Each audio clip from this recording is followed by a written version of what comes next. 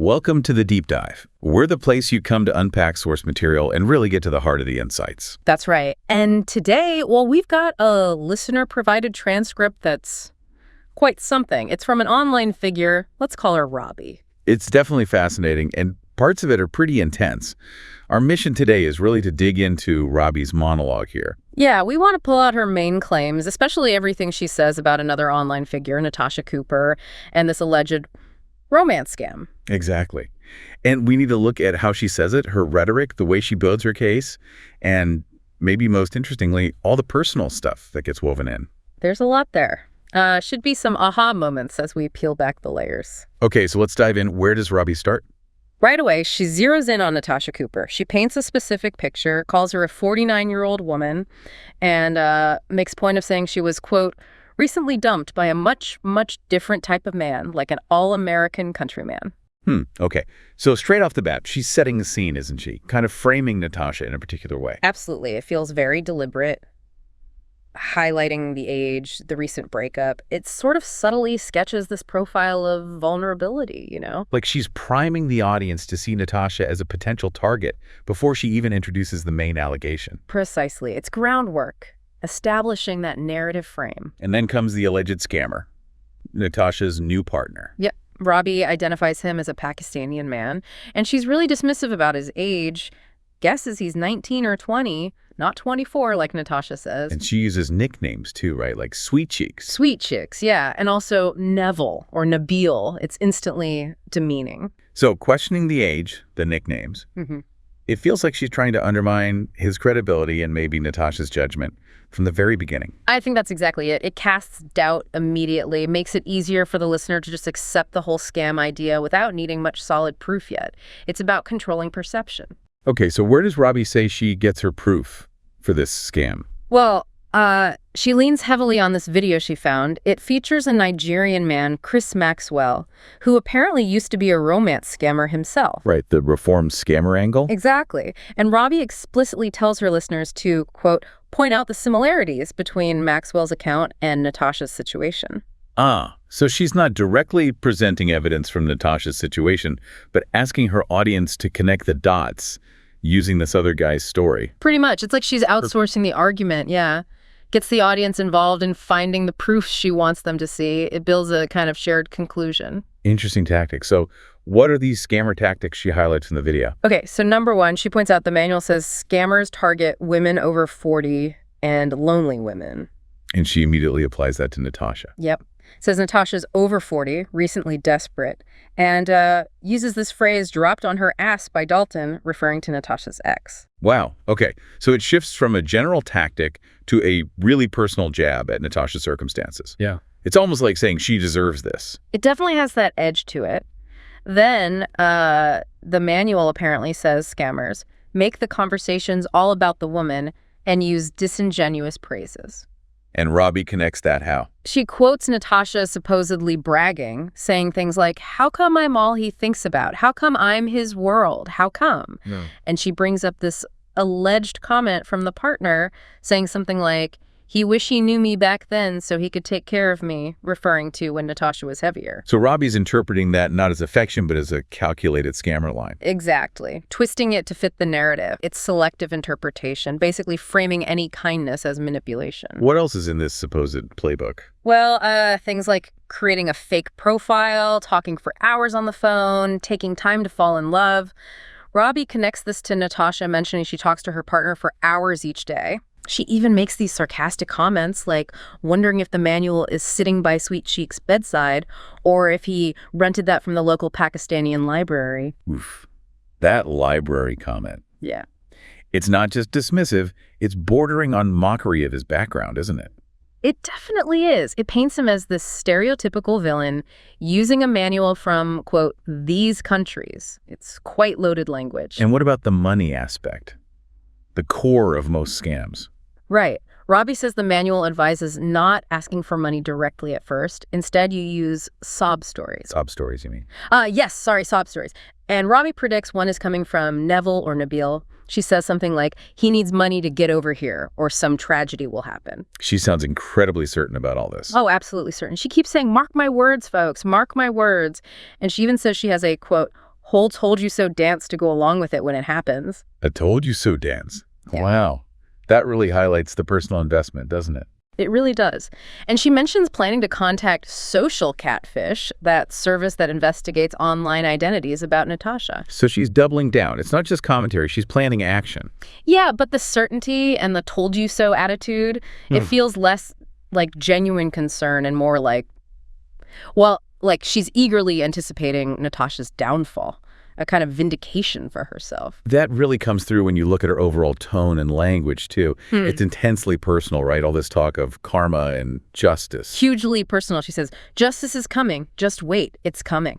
And then she connects it directly to her own life, her divorce, conflicts with people online she calls psychos. So she's framing Natasha's alleged situation as somehow balancing the scales for her own past grievances. It absolutely sounds like it. Like Natasha's potential misfortune is cosmic payback for Robbie. It positions the whole thing not as objective analysis, but as part of a personal vendetta. And the language she uses against Natasha directly is pretty shocking. It really is. And just to be clear for everyone listening, we are reporting Robbie's words directly from the source material here, not endorsing them in any way. Right. Important distinction. She uses terms like ugly, fat, bad, calls Natasha a dumbass, too dumb, a selfish, narcissistic, vile, evil person, not Christ-like, mean as, it's relentless. She even calls her the biggest scammer on YouTube, referencing alleged past fundraising. Yeah, the $20,000 harassment fund and $10K website claims, it's a complete character assassination attempt, going way beyond the current relationship issue. She's trying to tear down Natasha's entire public persona. And this focus extends to really private details, doesn't it? Like Natasha's ex, Galton. Oh yeah, she addresses him directly, saying stuff like, got nothing to be jealous about, bro, you have muscles, you're a man, comparing him favorably to the new partner. And even brings Natasha's son into it. Yes, claiming Natasha never had custody, that the son was, quote, ripped out of her arms by CPS. It's incredibly invasive. That level of detail about someone's child and past relationships, it feels obsessive, like a really unhealthy preoccupation. It does suggest something deeper than just commentary on a public figure. It's scrutinizing every corner of her life, almost looking for ammunition. One of the most striking things, though, is when Robbie calls herself a narcissist. What do you make of that? That's a really fascinating moment. She says, quote, if anybody has a reason to be a narcissist, Natasha, it's me.